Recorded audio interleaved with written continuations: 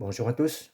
Aujourd'hui, je vais continuer donc ma méditation sur la CBM et le thème c'est Dieu nous a créés à son image et à sa ressemblance et la CBM nous a recréés à sa ressemblance.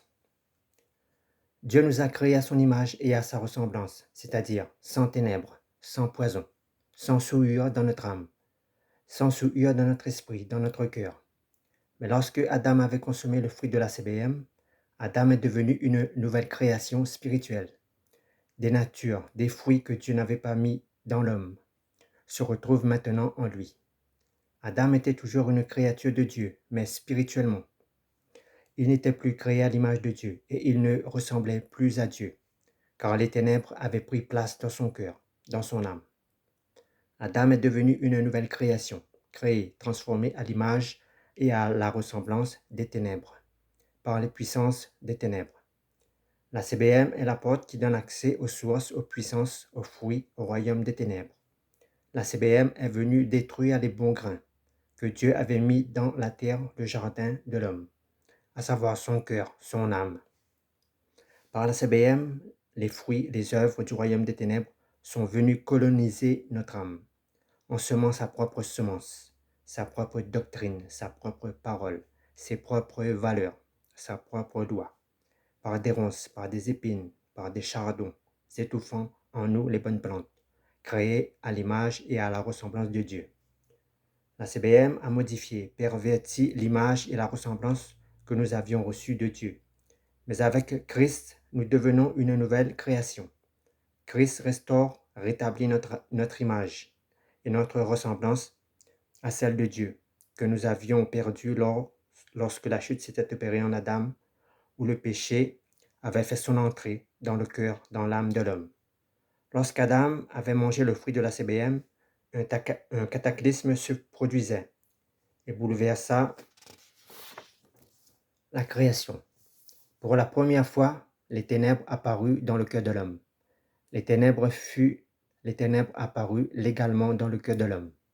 L'homme est devenu une créature hybride, avec un cœur contenant à la fois les semences, les œuvres, les fruits de Dieu en lui, et contenant aussi les semences, les œuvres, les fruits, provenant des puissances des ténèbres. Pour la première fois, l'homme se retrouve avec un cœur, avec une âme souillée, un cœur condamnable, un cœur coupable, un cœur endetté, affligé envers Dieu.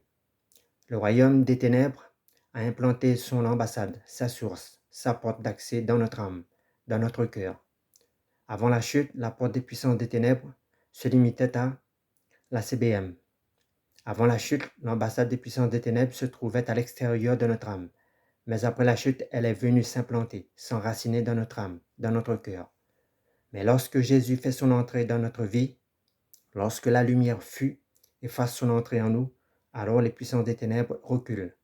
Leurs influences, leur domination, leur séduction, leur sorcellerie, leurs mauvais agissements perdent de leur puissance contre nous, car Christ par son sang nettoie notre cœur, purifie notre cœur de tout péché, de toute mauvaise semence. Christ devient en nous une source de puissance contre les ténèbres. Christ devient notre bouclier, notre forteresse contre la CBM qui avait pris possession de notre cœur. Avec Christ, c'est nous qui dominons sur le péché. Toute la gloire au Père par Jésus le Christ et par son Esprit. Colossiens 3.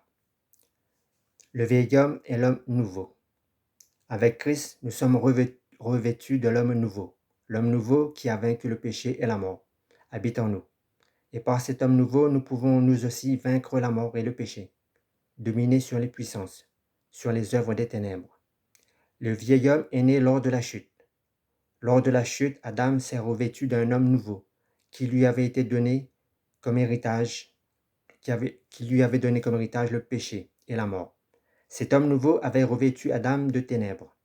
Adam avait été créé pour produire de bonnes œuvres, mais après la chute, cet homme nouveau provenant des ténèbres lui avait donné la capacité maintenant de produire aussi dans son cœur des mauvaises œuvres, le meurtre, le mensonge, la révolte. Lors de la chute, c'est-à-dire lorsque le fruit de la CBM avait répandu sa sève, son énergie dans le cœur d'Adam, Adam s'était retrouvé avec de nouveaux habits, une nouvelle nature, des habits de débauche, d'impureté, de passion, de mauvais désirs. de la cupidité, de la colère, de la méchanceté, de la calomnie, des disputes. Mais cet homme nouveau en ténèbres est devenu le vieil homme que Jésus a crucifié à la croix. Christ à la croix et par la croix nous a débarrassés de ce vieil homme. Christ a dépouillé en nous ce vieil homme, cette nature de ténèbres et de ses œuvres. Mais en nous revêtant de Christ, nous recevons un homme nouveau et nous recevons en même temps ses œuvres nouvelles. Recevoir Christ, c'est recevoir l'humilité, la compassion, l'amour, la vérité, la bonté, le pardon, la rédemption, la douceur, la patience, l'amour, la vie éternelle. Toute la gloire au Père par le Fils et par le Saint-Esprit.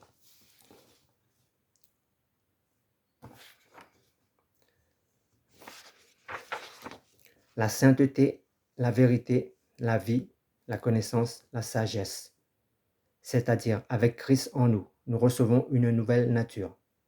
Nous recevons un homme nouveau, fait à l'image et à la ressemblance de Dieu.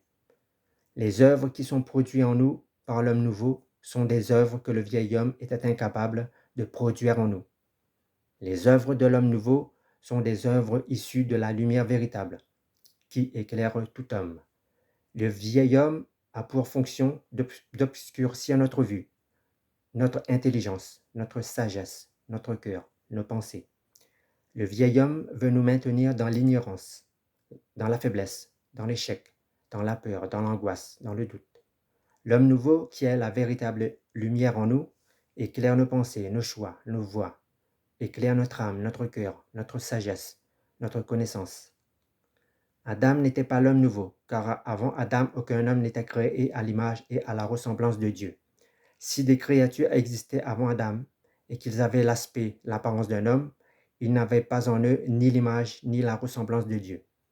Le premier homme nouveau, après la chute, c'est le vieil homme, mais le dernier et véritable homme nouveau, après la croix, qui a mis un terme, une fin au règne du vieil homme en nous, c'est le véritable homme nouveau, c'est Jésus le Christ. À lui soit la gloire, l'honneur, la puissance, le règne, la force, la sagesse pour la gloire de Dieu le Père. Le règne du vieil homme commence à la chute et s'arrête à la croix, pour tout homme qui accepte Jésus comme Seigneur et Sauveur.